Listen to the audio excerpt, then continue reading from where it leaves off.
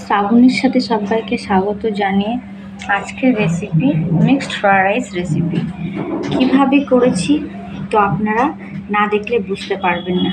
একদম রেস্টুরেন্ট স্টাইলে mixed fried rice রেসিপিটা শেয়ার করছি। তার সাথে আছে চিকেন কষা। ফ্রাইড রাইসের সাথে চিকেন কষা দারুণভাবে জমে যাবে। তাহলে চলুন দেখে নেওয়া যাক রেসিপিটি। মিক্সড ফ্রাইড রাইস সকলের পছন্দের একটা খাবার। একদম রেস্টুরেন্টের মতো রেসিপিটা করে আপনাদের কাছে শেয়ার করব। তার জন্য এখানে কি কি উপকরণ লাগছে একবার আমি বলে দিই। যেমন এখানে নর্মাল ঘরের চাল থেকে ভাতটা আমি বানিয়ে নিয়েছি একদম ঝরঝরে করে। সরু আছে নিয়েছি 500 গ্রাম চালের ভাত করে। এখানে আছে চিংড়ি, চিকেন ছোট ছোট করে পিস করে কাটা আছে। এটাকে আমি পরে দেখাচ্ছি যেটা কিভাবে কি করব। কাজু কিশমিশ, এলাচ লবঙ্গ দারচিনি, কারি পাতা, আদা রসুন আর কুচানো পেঁয়াজ আছে। এখানে সবজি বলতে ক্যাপসিকাম, বিনস, গাজর খুব সুন্দরভাবে ডিজাইন করে কেটে নিয়েছি। তো মূল রেসিপিটি শুরু করা যাক। মিক্সড ফ্রাইড রাইস রেসিপি কীভাবে করছি তার উপকরণগুলো একবার দেখিয়ে দিলাম। বাকি উপকরণ এখানে আছে আর একটু বলে দিই। 3টে কাঁচা লঙ্কা, একটা ডিম, ভিনিগার, ফ্রাইড রাইস মশলা আর এখানে আছে সোয়া সস। তো প্রত্যেকটা উপকরণ আমি দেখিয়ে দিয়েছি। মূল রেসিপিতে চলে যাওয়া যাক। প্রথমে চিকেন আর চিংড়িটাকে একটা ম্যারিনেট করে রেখে দেবো। এখানে তার জন্য লাগছে অল্প পরিমাণ লবণ, চিকেনে দিলাম আর চিংড়ির সাথেও দিলাম। এখানে এরপরে দেব অল্প পরিমাণে ভিনিগার। ভিনিগারটা দেওয়ার মানে হচ্ছে চিকেনটাকে খুব সফট করে রাখা। তার সাথে দেওয়া হচ্ছে এখানে গোলমরিচের গুঁড়ো 1/2 চামচ আর এখানে 1/2 চামচ। ব্যাস, আর এখানে কোনো উপকরণ আমি দেবো না। এগুলোকে ভালোভাবে মেখে আমি 5 মিনিট করে রেখে দেবো। তারপর এটাকে ফ্রাই করে নেব। এইভাবে আমি 5 মিনিট দিয়ে ঢেকে রাখবো। এখানে একটু অল্প পরিমাণে সোয়া সস দিলাম, দিয়ে মেখে রাখবো। চিংড়িতে দেওয়ার প্রয়োজন নেই। একদম রেস্টুরেন্ট স্টাইলে মিক্সড ফ্রাইড রাইস রেসিপিটা আজকে শেয়ার করব।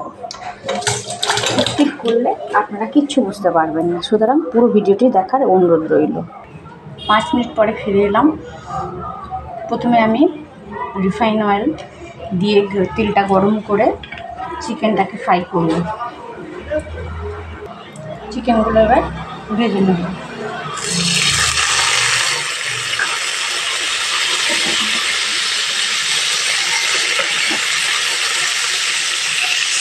এখানে একটু রসুন কুচি আদা কুচি দিয়ে দিলাম। চিকেন একটু দিলে ভালো লাগবে। চিকেনটাকে ভালো করে ফ্রাই করে নিতে হবে। চিকেন ফ্রাইটা হয়ে গেছে, তার একটা পাত্রে তুলে নেব। এবার চিংড়ি মাছটা ভেজে নেব। এখানে অল্প পরিমাণ হলুদ দিয়ে দেবো, একদম জল সামান্য। ভালো করে চিংড়ি মাছগুলো ভেজে নেব। সেখানে আমার এখানে 100 পরিমাণ চিংড়ি মাছ আছে। চিংড়ি মাছ ভাজা হয়ে গেছে, এবার আমি তুলে নেব। যে তেলটা আছে এই তেলেই আমি একবার ডিমটা ভেজে নেব। একটু নুন আর একটু গোলমরিচ দিয়ে দেবো, অল্প পরিমাণে লবণ, অল্প পরিমাণে গোলমরিচ। আর তেলটা একটু বেশি দিয়ে ভাজি, তাই ডিমটা একটু সফট হয়ে যাবে। ডিম ভাজা হয়ে গেছে, এবার আমি তুলে নেবো একটা পাত্রে। ফ্রাইড রাইসের জন্য এখানে রিফাইন অয়েল দিয়ে দিলাম পরিমাণ মতো। আপনারা চাইলে ঘি দিয়েও করতে পারেন। তো আমি এখানে রিফাইন অয়েল দিয়ে মিক্সড ফ্রাইড রাইসটা ফ্রাই করে নেব। তো তেলটা চারিদিকে ছড়িয়ে দিলাম। তেলটা গরম হয়ে গেছে, এখানে দারচিনি লবঙ্গ এলাচটা দিয়ে দিলাম। এই পর্যায়ে এসে কুচানো পেঁয়াজ একটু ভাজা ভাজা করে নেওয়ার পরে রসুন কুচি আদা কুচি দিয়ে দেবো।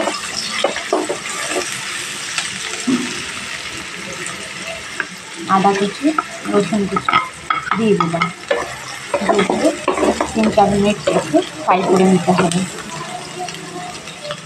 এখানে পেঁয়াজটা বেশি ভাজার দরকার নেই। এখানে এবার এই পর্যায়ে এসে গাজরটা দিয়ে দিলাম। গাজরটা একটু ভাজা ভাজা করে নেওয়ার পর লবণ একটু পরেই দেবো, তারপরে দিয়ে দেবো ক্যাপসিকাম,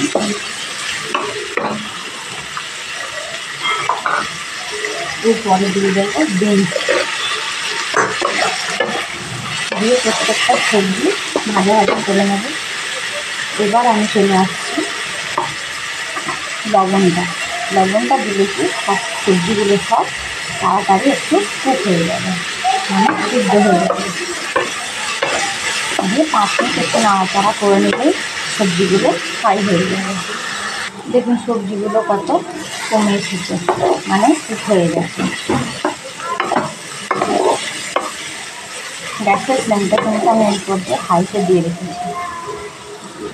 এই পর্যায়ে এসে কাজু কিশমিশটা দিয়ে দিলাম, দিয়ে 2-1 সেকেন্ড নাড়াচাড়া করার পর সাদা ভাতটা, মানে ফ্রায়েড রাইসের ভাতটা দিয়ে দেব। এবার ভাতগুলো আমি দিয়ে দিলাম।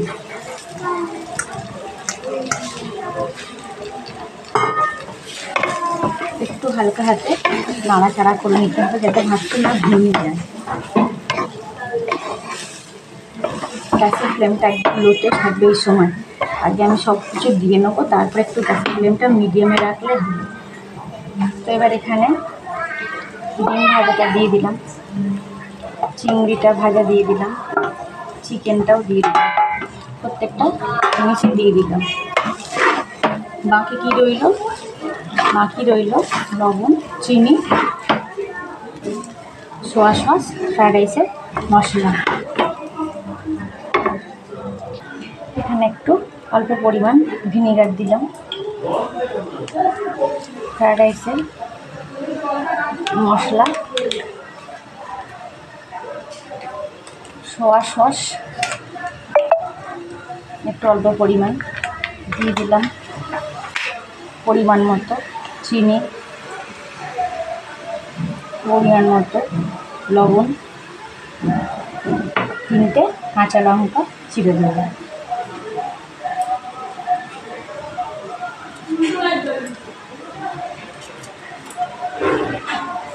সব শেষে ধনে পাতাও দিতে পারেন, কারি পাতাও দিতে পারেন।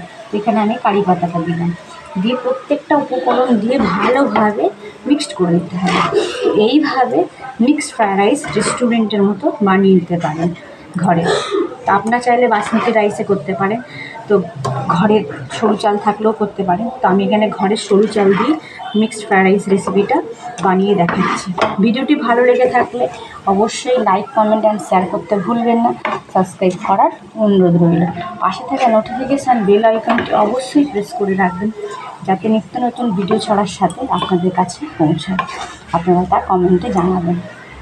তো এইভাবে mixed fried rice recipe complete, almost done. ভালো থাকুন, সুস্থ থাকুন। দেখা হচ্ছে অন্য কোনো রেসিপিতে নেক্সট ডেতে।